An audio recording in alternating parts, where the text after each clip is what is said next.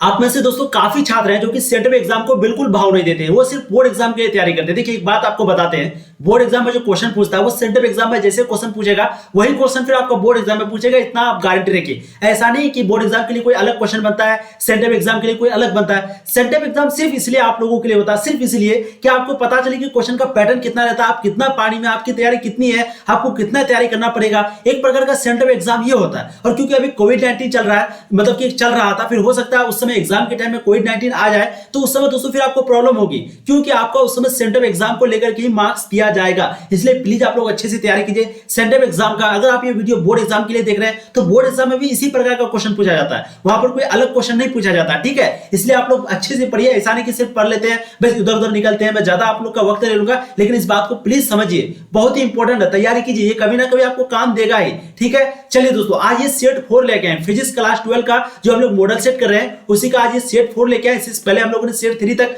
Complete कर रखा है। अगर आप लोगों ने नहीं देखा उस सभी वीडियो का लिंक आपको डिस्क्रिप्शन पे मिल जाएगा, जरूर जाके देखिए, प्लेलिस्ट पे मिल जाएगा।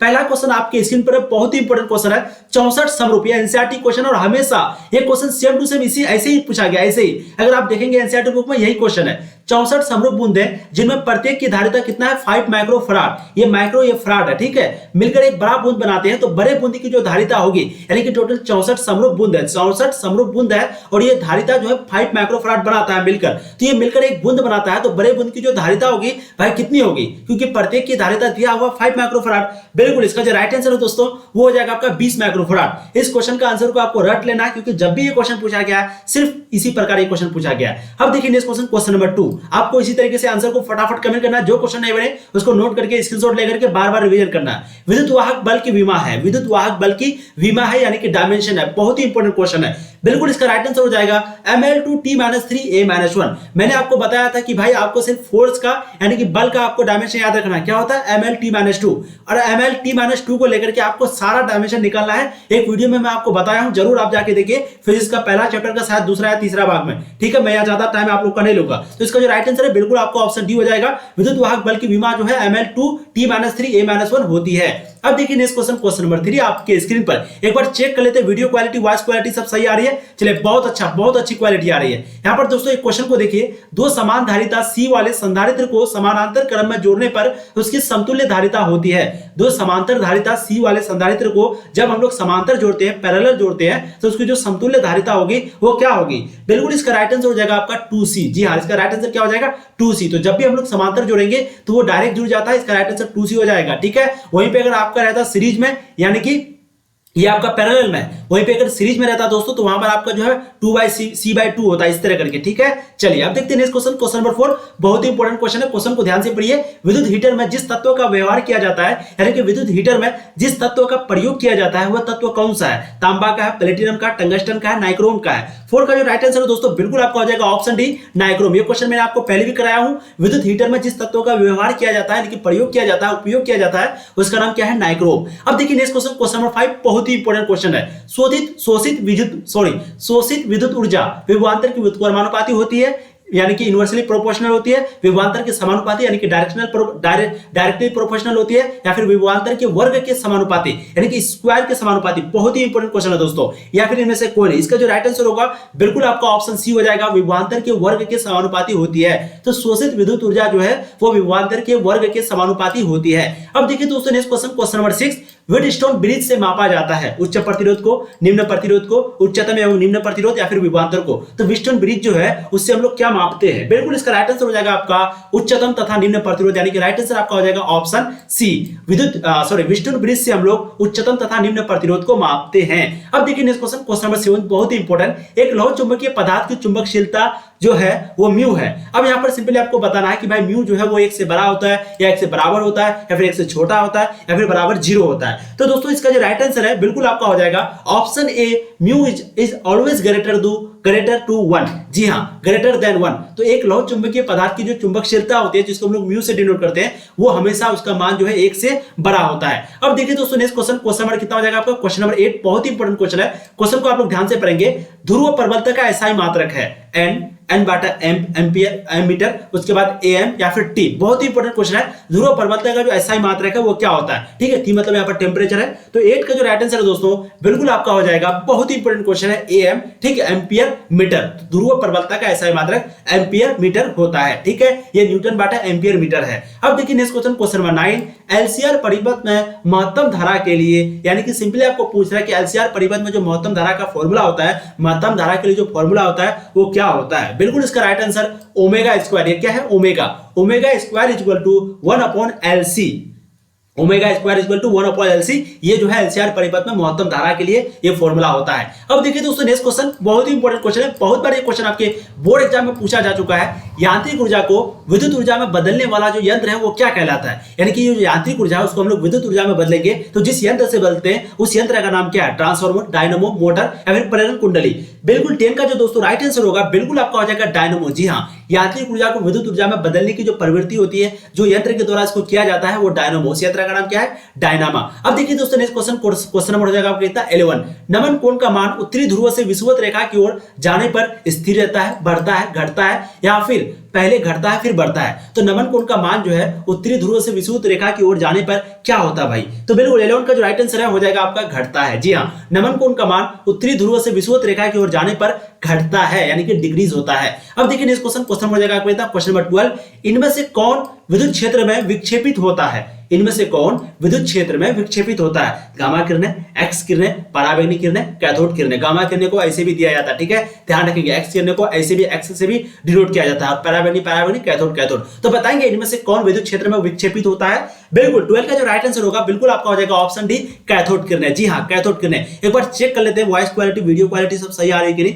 हाँ चलिए, बहुत अच्छी बात है। बिल्कुल क्वेश्चन नंबर 13 देखिए, एलसीआर परिपथ में विद्युत अनुनाद होने की आवश्यकता शर्त है, यानी कि एलसीआर परिपथ में विद्युत अनुनाद होने की जो आवश्यकता है, जो शर्त है वो क्या है, जो कंडीशन है वो क्या है। बिल्कुल 13 का जो राइट आंसर होगा दोस्तों वो हो जाएगा आपका omega L is equal to 1/WC। एक चीज अगर आप यहां देखेंगे, ये ओमेगा जो है अगर इधर जाएगा तो ये क्या हो जाएगा ओमेगा स्क्वायर, ये एल यहां आ जाएगा तो इधर एल, सेम टू सेम मैंने अभी आपको बताया, यहां पर अभी तुरंत आपको बताया 9 का जो आपको आंसर भी बताया बी, तो सेम वही चीज है। क्या किया यहां पर ओमेगा स्क्वायर कर दिया और एल को यहां पर इधर कर दिया, वही चीज यहां पर देखिए। यहां पर क्या पूछा कि भाई एलसीआर परिपथ में महत्तम धारा के लिए मान कितना होगा, तो महत्तम धारा के लिए मान जो है ओमेगा स्क्वायर बराबर 1/LC होता, ओमेगा स्क्वायर बराबर 1/LC। तो यहां पर भी तो वही क्वेश्चन है, सेम टू सेम वही क्वेश्चन है, महत्तम बोल दिया या फिर अनुनाद होने की आवश्यकता बोल दिया।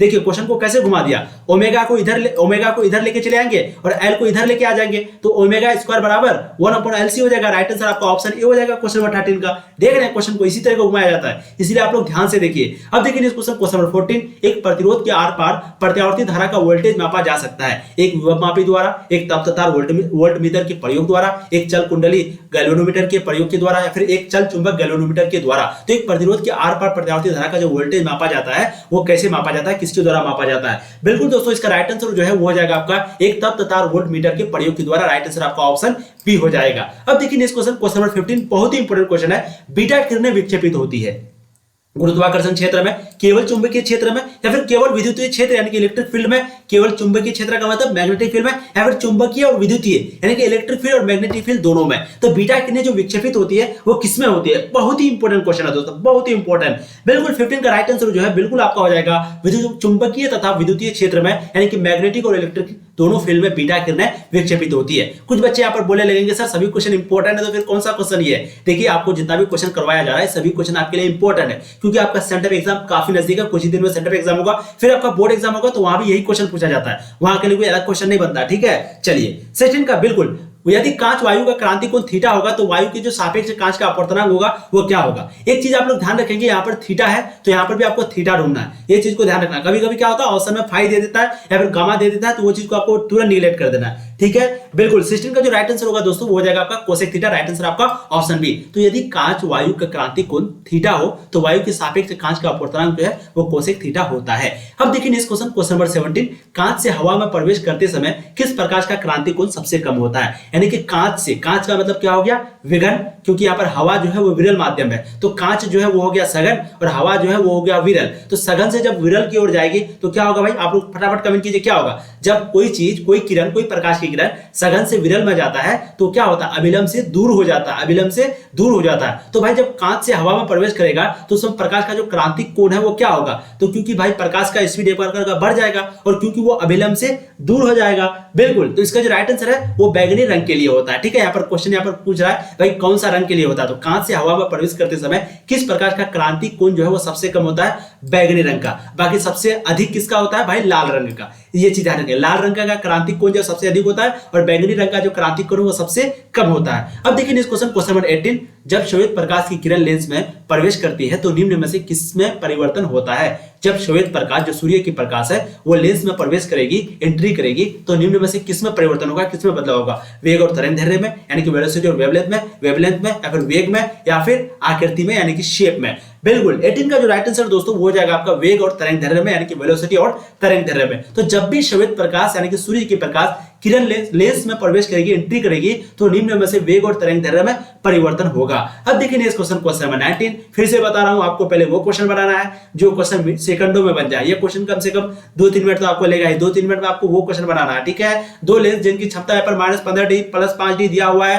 अब आपको बताएंगे +5D का मतलब +5 डायोप्टर दिया हुआ है, तो इसको जब संयुक्त करेंगे, जोड़ेंगे, तो समायोजन की जो फोकस दूरी है वो क्या होगी। बिल्कुल दोस्तों, इसका राइट आंसर -10 cm होगी। अगर आप लोग चाहते हैं इस तरह का क्वेश्चन को सॉल्व करना तो आप लोग जरूर कमेंट करें, मैं जरूर बनाऊंगा आप लोगों के लिए, क्योंकि आप लोगों के लिए तो बनाता हूं। यहां पर दोस्तों बनाने पर क्या होगा, वीडियो जो है वो लंबी बन जाएगी। ठीक है, अब देखिए इस क्वेश्चन नंबर 20, फिर से वही क्वेश्चन है, क्वेश्चन को ध्यान से पढ़िए। प्रकाश की एक किरण कांच जिसका अपवर्तनांक यहाँ पर μ√3 दिया हुआ है, इसको जब गोलीय सतह पर 60 डिग्री के कोण पर आपतित होती है तो इस सतह पर परावर्तित और अपवर्तित होने वाली किरणों के बीच का जो कोण होगा वो क्या होगा। बिल्कुल, इसका राइट आंसर आपका हो जाएगा 90 डिग्री। जी हाँ, इसका राइट आंसर क्या हो जाएगा, 90 डिग्री यानी कि ऑप्शन डी। ठीक है, उतना इंपॉर्टेंट क्वेश्चन नहीं है। क्वेश्चन नंबर 21 को देखिए, ये इंपॉर्टेंट है थोड़ा सा। सामान्य समायोजन के खगोलीय दूरदर्शक की नली की लंबाई होगी, सामान्य समायोजन के खगोलीय दूरदर्शक की जो नली की लंबाई है वो कितना होगी। FO, ओ मतलब यहाँ पर क्या है, एफ मतलब क्या, फोकस, ओ मतलब ऑब्जेक्ट, और ई मतलब यहाँ पर क्या हो गया, फोकस ऑफ इमेज भी आप यहाँ पर बोल सकते हैं। ठीक है, लेकिन यहाँ पर सिंपली आपको आंसर देना है। बिल्कुल, 21 का जो राइट आंसर है दोस्तों बिल्कुल आपका हो जाएगा FO + FE। ठीक है, FO + FE राइट आंसर हो जाएगा आपका ऑप्शन डी। ठीक है, अब देखिए इस क्वेश्चन नंबर 22, वन विपथन का दोष नहीं पाया जाता है अपवर्तक दूरदर्शक में, परावर्तक दूरदर्शक में, या फिर ए और बी दोनों में, या फिर इनमें से कोई नहीं। बिल्कुल, 22 का जो राइट आंसर है दोस्तों वो हो जाएगा आपका परावर्तक दूरदर्शक में यानी कि ऑप्शन बी। तो वन विपथन का दोष नहीं पाया जाता है, राइट आंसर जो है वो हो जाएगा आपका परावर्तक दूरदर्शक में ऑप्शन बी। ठीक है, अब देखिए इस क्वेश्चन नंबर 23, फोटोन की ऊर्जा होती है h म्यू या फिर hv/c² या फिर h/λ या फिर h/c। बहुत ही इंपॉर्टेंट क्वेश्चन है क्वेश्चन नंबर 23,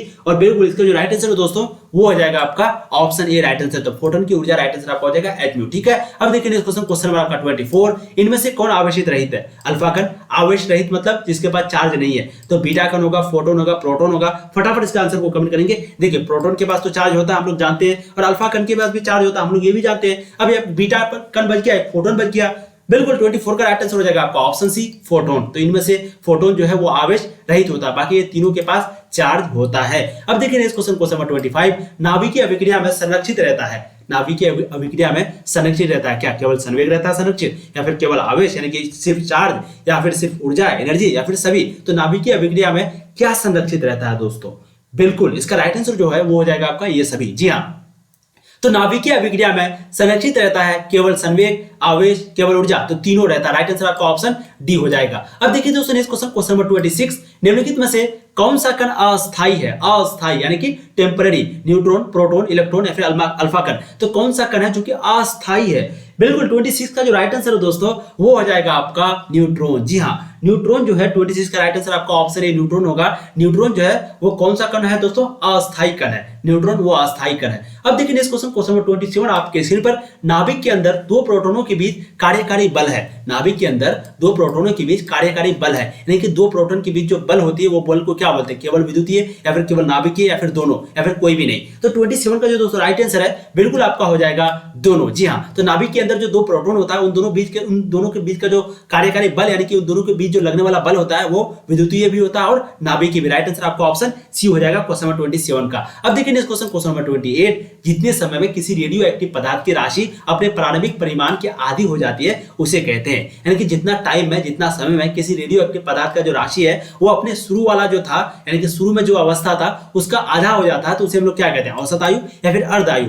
बहुत बच्चे यहाँ पर बिल्कुल लगा रहे होंगे कि अर्ध आयु, बिल्कुल इसका राइट आंसर आपका ऑप्शन बी हो जाएगा, अर्ध आयु। तो जो शुरू में था और बाद में वो आधा हो गया तो इसको हम लोग क्या बोलेंगे, अर्ध आयु। राइट आंसर आपका 28 का हो जाएगा ऑप्शन बी। जी हाँ, बहुत ही इंपॉर्टेंट क्वेश्चन है। अब देखिए नेक्स्ट क्वेश्चन नंबर 29, बीटा किरणें विक्षेपित होती है गुरुत्वाकर्षण क्षेत्र में, केवल चुंबकीय क्षेत्र में, केवल विद्युत क्षेत्र में, या फिर विद्युत क्षेत्र तथा चुंबकीय क्षेत्र दोनों में। तो बीटा किरणें विक्षेपित होती है किसमें, बिल्कुल इसका राइट आंसर हो जाएगा आपका ऑप्शन डी, विद्युतीय तथा चुंबकीय क्षेत्र में। राइट आंसर आपका ऑप्शन डी हो जाएगा, बीटा किरणें विक्षेपित होती है। अब देखिए नेक्स्ट क्वेश्चन नंबर 30, किसी अर्धचालक में बहुसंख्यक आवेश वाहक इलेक्ट्रॉन होंगे यदि इसमें मिलाई जाने वाली अशुद्धि होगी, एक संयोजी, द्विसंयोजी, त्रिसंयोजी या फिर पंच संयोजी। तो दोस्तों 30 का जो राइट आंसर है बिल्कुल आपका हो जाएगा ऑप्शन डी, पंच संयोजी। तो किसी अर्धचालक में बहुसंख्यक आवेश वाहक इलेक्ट्रॉन होंगे यदि इसमें मिलाई जाने वाली जो अशुद्धि है वो पंच संयोजी होगी, तब राइट आंसर 30 का हो जाएगा आपका ऑप्शन डी। अब देखिए नेक्स्ट क्वेश्चन नंबर 31, एन प्रकार के अर्धचालक में मुख्य धाराहार होते हैं। ये क्वेश्चन मैंने आपको पिछले वीडियो में यानी कि सेट 3 में भी करवाया था, इसलिए जो सेट 3, सेट 2, सेट 1 को नहीं देखे